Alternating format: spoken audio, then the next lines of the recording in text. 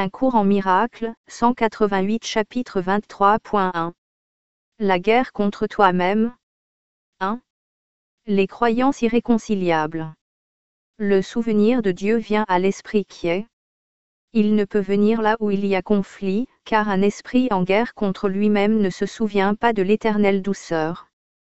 Les moyens de la guerre ne sont pas les moyens de la paix, et ce dont les belliqueux voudraient se souvenir n'est pas l'amour.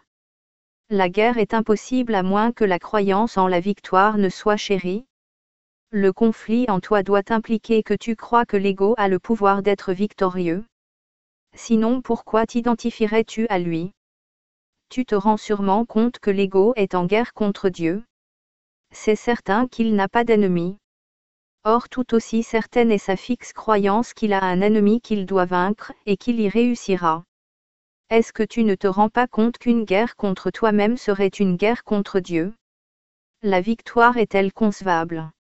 Et si elle l'était, est-ce une victoire que tu voudrais? La mort de Dieu, si elle était possible, serait ta mort. Est-ce une victoire? L'ego marche toujours vers la défaite, parce qu'il pense que le triomphe sur toi est possible. Et Dieu pense autrement. Cela n'est pas une guerre, seulement la folle croyance que la volonté de Dieu peut être attaquée et renversée. Tu peux peut-être t'identifier à cette croyance, mais ce ne sera jamais plus que folie.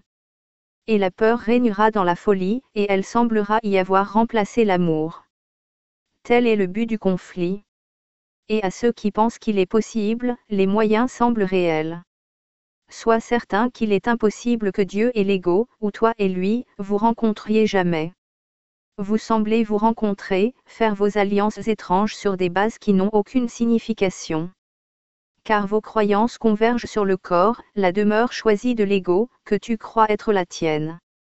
Vous vous rencontrez sur une erreur d'évaluation de toi. L'ego se joint à une illusion de toi que tu partages avec lui.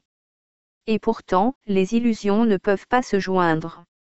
Elles sont les mêmes et ne sont rien. Leur jonction réside dans le néant, deux sont aussi insignifiantes qu'une seule ou qu'un millier. L'ego se joint à rien, n'étant rien. La victoire qu'il cherche est aussi insignifiante que lui. Frère, la guerre contre toi-même est presque terminée. La fin du voyage est à l'endroit de la paix. Ne voudrais-tu pas maintenant accepter la paix à toi offerte ici?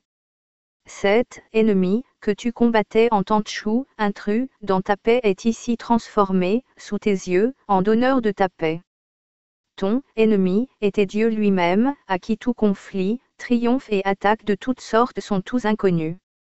Il t'aime parfaitement, complètement et éternellement. Le Fils de Dieu en guerre contre son Créateur est une condition aussi ridicule que la nature rugissant de colère contre le vent, et proclamant qu'il ne fait plus partie d'elle.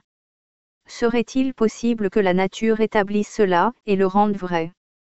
Pas plus qu'il ne t'appartient de dire ce qui fera partie de toi et ce qui est gardé à part. La guerre contre toi-même fut entreprise pour enseigner au Fils de Dieu qu'il n'est pas lui-même, et pas le Fils de son Père.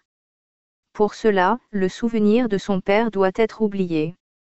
Il est oublié dans la vie du corps, et si tu penses que tu es un corps, tu croiras que tu l'as oublié. Or la vérité ne peut jamais être oubliée par elle-même, et tu n'as pas oublié ce que tu es. Seule une étrange illusion de toi-même, un souhait de triompher de ce que tu es, ne se souvient pas. La guerre contre toi-même n'est que la bataille de deux illusions, luttant pour se rendre différentes l'une de l'autre, dans la croyance que la conquérante sera vraie. Il n'y a pas de conflit entre elles et la vérité. Pas plus qu'elles ne sont différentes l'une de l'autre. Les deux ne sont pas vraies. Ainsi la forme qu'elles prennent n'importe pas. Ce qui les a faites est insane, et elles font toujours partie de ce qui les a faites. La folie ne présente aucune menace pour la réalité et n'a pas d'influence sur elle. Les illusions ne peuvent pas triompher de la vérité, pas plus qu'elles ne peuvent la menacer d'aucune façon. Et la réalité qu'elle nie ne fait pas partie d'elle. Ce dont tu te souviens fait partie de toi. Car tu dois être tel que Dieu t'a créé. La vérité ne se bat pas contre les illusions, pas plus que les illusions ne se battent contre la vérité. Les illusions ne se battent qu'entre elles. Étant fragmentées, elles fragmentant. Mais la vérité est indivisible, et bien au-delà de leur petite portée. Tu te souviendras de ce que tu connais quand tu auras appris que tu ne peux pas être en conflit. Une illusion sur toi-même peut se battre contre une autre, or la guerre entre deux illusions est un état où rien ne se passe. Il n'y a pas de vainqueur et il n'y a pas de victoire. Et la vérité se tient rayonnante, à l'écart du conflit, intoquée et quiète en la paix de Dieu. Le conflit doit être entre deux forces. Il ne peut exister entre un pouvoir et le néant. Il n'est rien que tu puisses attaquer qui ne fasse partie de toi. Et en l'attaquant, tu fais deux illusions de toi-même, en conflit l'une avec l'autre. Et cela se produit chaque fois que tu regardes quoi que ce soit que Dieu a créé avec quoi que ce soit d'autre qu'amour. Le conflit est apeurant, car il est la naissance de la peur. Or ce qui est né de rien ne peut pas gagner la réalité par la bataille.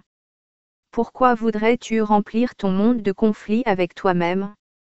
Laisse toute cette folie être défaite pour toi, et tourne-toi en paix vers le souvenir de Dieu, qui brille encore dans ton esprit qui est.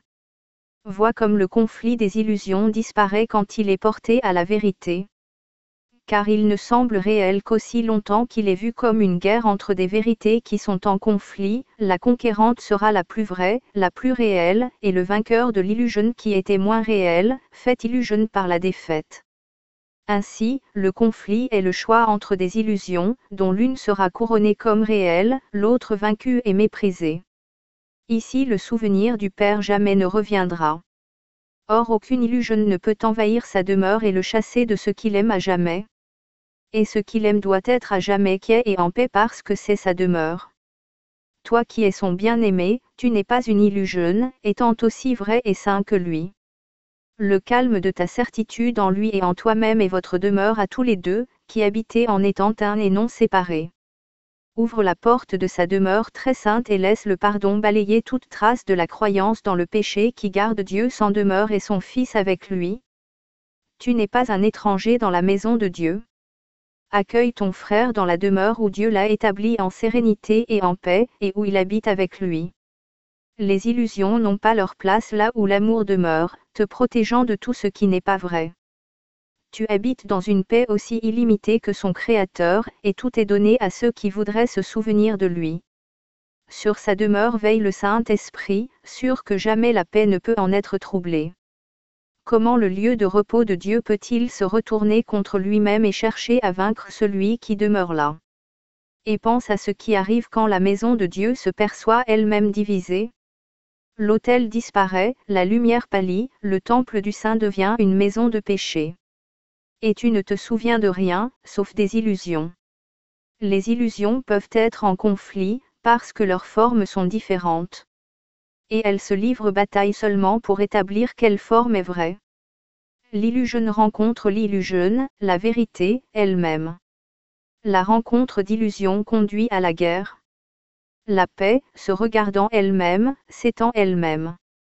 La guerre est la condition dans laquelle la peur naît et grandit et cherche à dominer. La paix est l'état où l'amour demeure et cherche à se partager lui-même.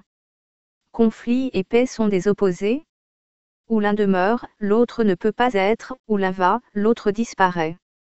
Ainsi le souvenir de Dieu est-il obscurci dans les esprits qui sont devenus le champ de bataille des illusions ? Or bien au-delà de cette guerre insensée, il brille, prêt à revenir en ta mémoire quand tu te ranges avec la paix.